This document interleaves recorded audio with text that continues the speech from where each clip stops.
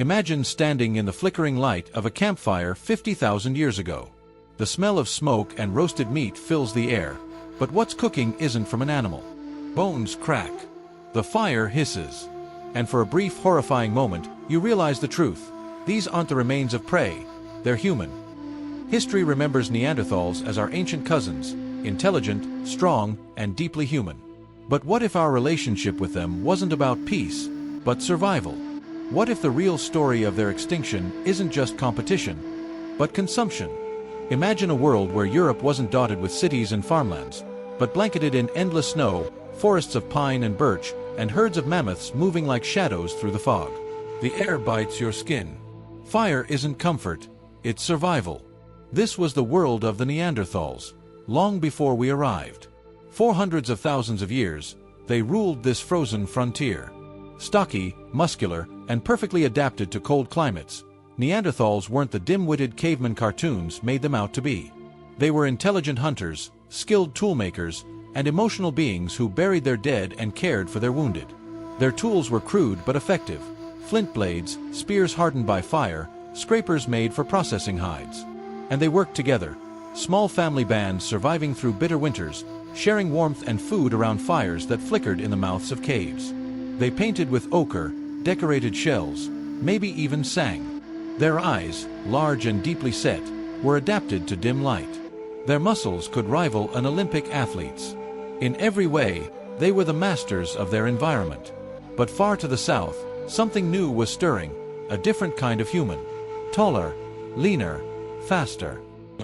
Homo sapiens. And when we finally crossed paths, two human worlds collided, each seeing in the other a reflection and a threat.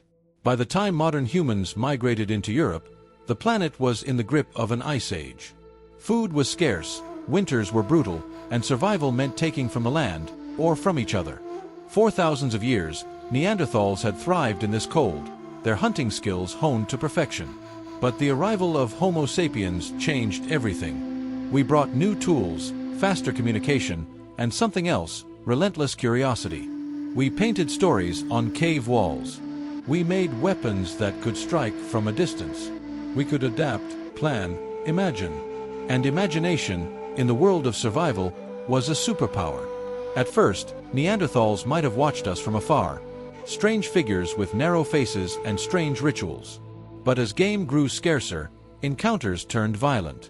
Archaeologists have found skulls with puncture wounds matching spear tips, both Neanderthal and human.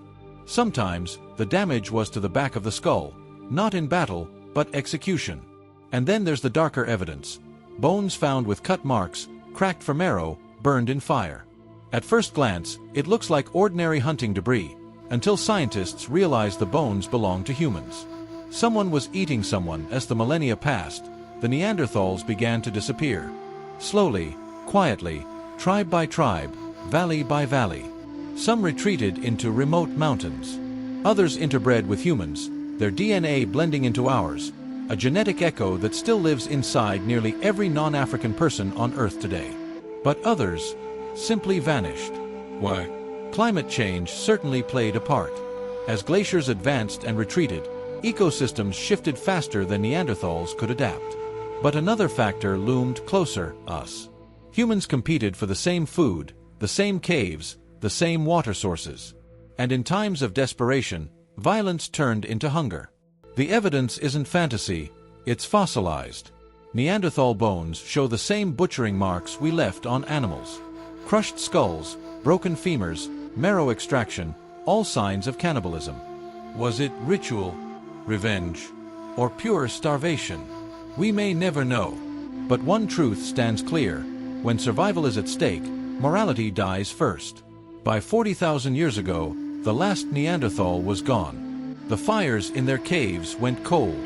Their tools lay buried in the dust. And all that remained was us. Picture this: a group of weary Homo sapiens emerging from a fog-drenched valley in Ice Age Europe, thin, sharp-eyed, wrapped in animal furs.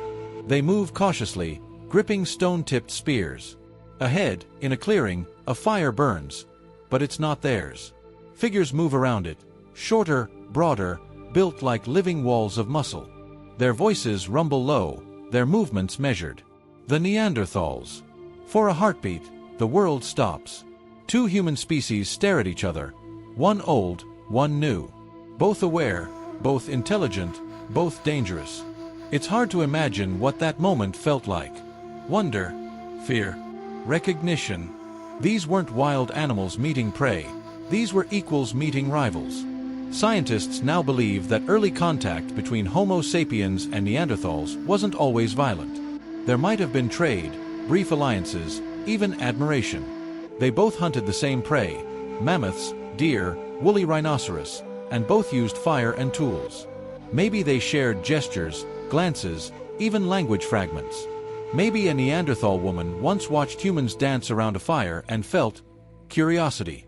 But curiosity fades quickly when resources run thin. When survival is a daily war, cooperation is fragile, and the line between friend and food can blur. Because eventually, sharing became stealing, and stealing became killing. Archaeological evidence tells a chilling story. Wherever Homo sapiens arrived, Neanderthals vanished within a few thousand years. Not instantly, but gradually, systematically, as if erased by a spreading shadow. Part of it was strategy. Humans could communicate with complex speech. We could plan ambushes, set traps, coordinate attacks. We weren't stronger, but we were smarter. Imagine a band of Neanderthals stalking prey near a frozen river. Suddenly, they find themselves surrounded, humans emerging from the trees, weapons glinting, fire torches blazing in the wind. Spears fly. The hunters become the hunted. It wasn't genocide in the modern sense. It was evolution in real time, brutal, unintentional, inevitable. Two predators competing for the same niche. But not every encounter ended in blood. Genetic evidence proves there were moments of connection, intimate ones. Love, desire, or perhaps just survival instinct. Some humans and Neanderthals interbred, leaving traces of their union in our DNA today. In a way, they never truly disappeared. They became part of us. Still, as the centuries passed, their numbers dwindled. Food grew scarce, climate grew cruel, and humans spread like wildfire, relentless, unstoppable. And when desperation hit its peak, hunger spoke louder than empathy. In southern Europe, archaeologists uncovered something horrifying. Neanderthal bones cracked open for marrow, bearing precise cut marks identical to those found on hunted animals. Fire-blackened skulls. Jawbones shattered. It wasn't a massacre. It was a meal. This discovery rewrote history. Cannibalism among Neanderthals, and possibly by us against them, wasn't rare. It might have been cultural, ritualistic, or simply survival. When food ran out and snow covered the earth, hunger became the only law. Some scientists suggest humans may have hunted Neanderthals the way they hunted deer, tracking them, ambushing them, consuming their flesh for energy and dominance. If that sounds monstrous, remember, this was a time before morality, before nations or gods. This was evolution's raw theater, where the weak were devoured and the strong endured. Every bite, every broken bone, every burned campfire was a chapter in the same brutal story. One species rising, another falling. And as the last Neanderthal tribes vanished into extinction, the world grew quieter. The forests that once echoed with their roars and songs fell silent. Only humans remained, carrying the memory of their rivals in our blood, and perhaps in our nightmares. The snow never stopped. In the last centuries of their existence, Neanderthals faced a world turning against them. Glaciers crept south, forests thinned, and the great beasts they once hunted vanished. What was once a green world of life and thunder became white, empty, and cold. Imagine a small band of Neanderthals huddled in a cave in southern Spain, the last of their kind. The fire flickers weakly, its smoke clinging to the rock walls painted with ochre and ash. Outside, the wind howls like a ghost of the past. They were still strong, still capable, but the world no longer had space for them. The herds they depended on had migrated or died out. And wherever they roamed, humans had already claimed the land. Archaeological evidence suggests that in their final days, Neanderthals retreated to remote refuges, mountain caves, isolated valleys, trying to hold on. But isolation breeds extinction. With smaller groups came fewer births, less diversity, and fading hope. Perhaps they knew it. Perhaps one night, as the fire died and the cold pressed in, A Neanderthal mother looked at her child and wondered if he would be the last to remember their songs. And when the morning came, and the footprints outside the cave filled with snow, no one remained to follow them. But extinction isn't always the end. It can also be transformation. In 2010, geneticists revealed something shocking. Every non-African human alive today carries 1 to 2% Neanderthal DNA. Their story didn't vanish. It merged with ours. That means parts of their strength, their endurance, their resilience, live inside us. Genes that affect our immune systems, our hair, even our sleep cycles, traces of a people long gone. For centuries, we told ourselves a flattering story, that we were the victors, the conquerors who outsmarted the primitive Neanderthals. But science paints a different picture. They weren't brutes. Their brains were as large as ours. They cared for their sick, buried their dead, and made art from shells and pigments. They weren't so different. Maybe what killed them wasn't weakness, but chance. A shift in climate. A shortage of prey. A series of small, unlucky years that tipped the balance. Or maybe it was us, not as monsters, but as inevitabilities. Two species couldn't share the same stage forever. Evolution always chooses. But even in choosing, it remembers. Every breath we take, every fire we build, carries echoes of them. They aren't gone. They've simply changed shape, from the shadows of ancient caves to the warmth of our own skin. Imagine walking through a cave in Europe today. The air is still, the walls scarred with time. On the floor, stone tools lie buried in dust, shaped by hands 40,000 years dead. You kneel, brush away the dirt, and for a moment, you're touching history itself.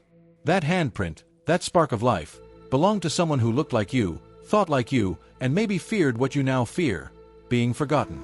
The story of the Neanderthals isn't just about their end. It's about us, about how close we came to sharing their fate. We survived, yes, but only by inches. One colder winter, one failed hunt, and the world could have belonged to them instead. In the end, they weren't the monsters we hunted. They were our reflection, the part of humanity that didn't make it through the fire. And yet, through us, they still walk.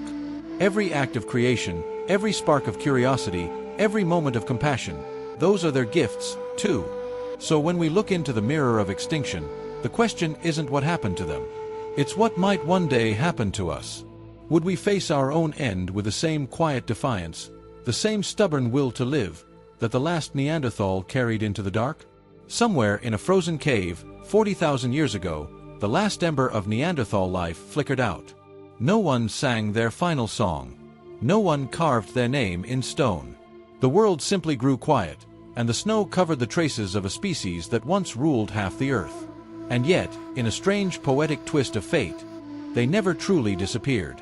Their blood still runs through us, not as memory, but as inheritance. The hands that strike fire, the minds that dream, the hearts that endure, all of it carries fragments of them. The Neanderthals may have fallen, but their fire passed on. To us, we often imagine history as victory, one species triumphing over another. But maybe it was never about conquest. Maybe it was about continuation. About life finding a way to keep burning, even when the darkness closed in. Because when you stand beneath the night sky, when the cold wind bites, and the stars burn like distant fires, you're standing in the same world they once did. You're breathing their air, walking their paths, carrying their spirit. So perhaps the Neanderthals weren't lost at all. Perhaps they became something more, not a species erased, but a whisper within every heartbeat, reminding us of what it means to survive, to fight the cold, to make fire, to be human. And maybe the real question isn't why they vanished, but how much of them still lives in you.